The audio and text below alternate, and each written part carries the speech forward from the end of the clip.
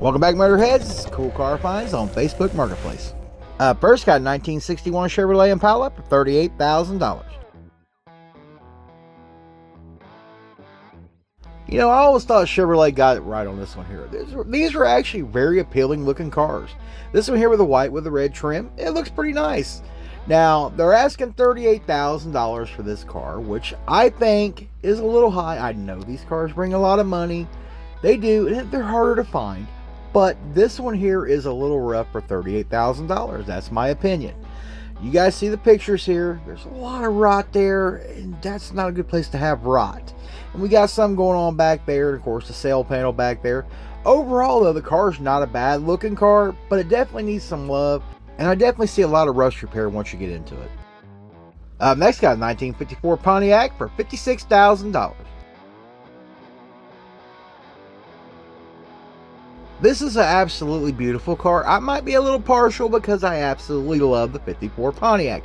I actually like the 54 Pontiac better than the 53 and 54 Chevrolets.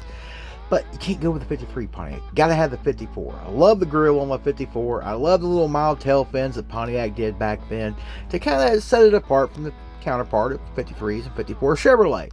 Now this car here, I think they used way too much red. That's just a lot of red.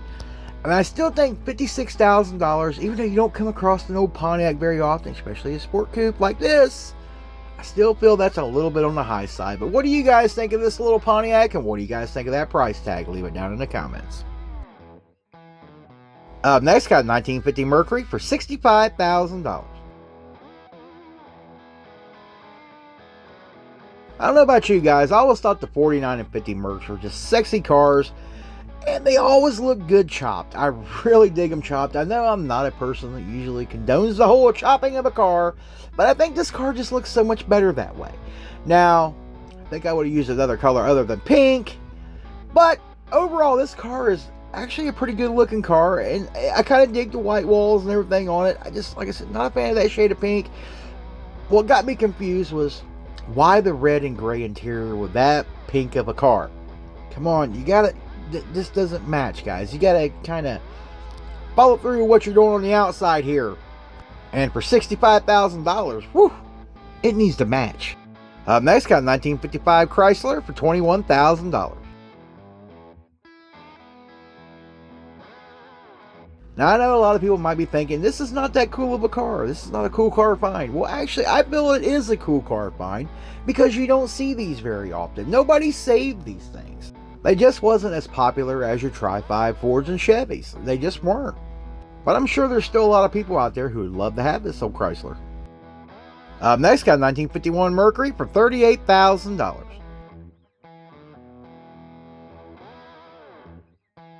Well, this one here, I'm going to hope that they did it right when they decided to make this a convertible. I think it would have looked better chopped versus being a convertible. But this car was probably cool 20, 30 years ago. I honestly don't feel that this car is anywhere near the condition it needs to be in to bring a $38,000 price tag. That's my opinion, but what do you guys think? Next, got a 1954 Ragtop Chevrolet for $28,500.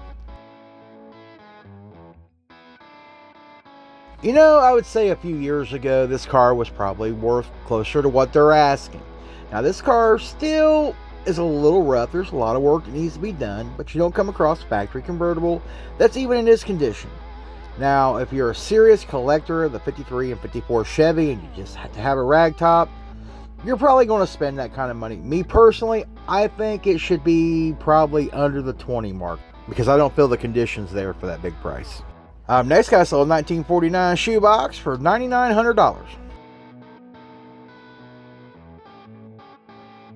Here we got us a pretty decent little shoebox here for $9,900. I don't think the car looks that bad from the pictures. If you're looking for something that's still got the old flathead V8 in it because you're a purist, that might not be too terrible of a price for you. But what do you guys think of this little 49? Leave it down in the comments. Next, got a 1956 Mercury for $15,500.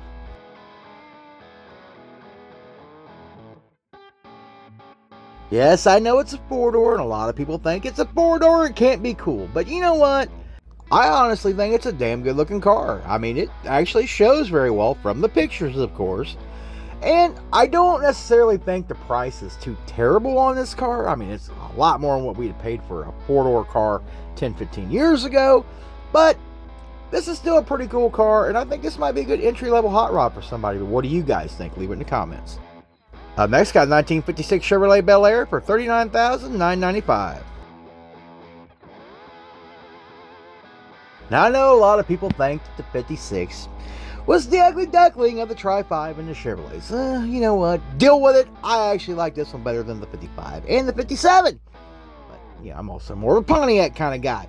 But overall, this is a good looking car. I don't necessarily dig the shades of blue they went with there. I think I'd have had to throw some white in there somewhere. But overall, this is not a bad looking car. And this car will probably sell at that price. People, many times, get a Tri-5 associated with it.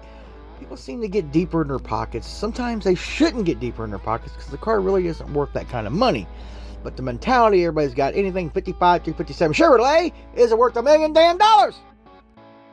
Next, 1961 Chevrolet Impala for $135,000. Woo, boy, that's a price tag right there. Even though she's a 409, boy, that's a hell of a whopping price tag on this Impala. Now, I'm digging this Impala. I'm not going to lie. I think it's a beautiful damn car. I love the colors. I love blue and white together like that. It brought this old Impala together very nicely. Now, these cars are stupid. I'm not going to lie. They are stupid in price sometimes. All I know is it's completely out of my damn budget because I'm a working man like the rest of y'all. I'm not independently wealthy. Well, that's all I got for you today. If you liked today's video, smash that like button, consider subscribing, and I'll catch you guys in the next one.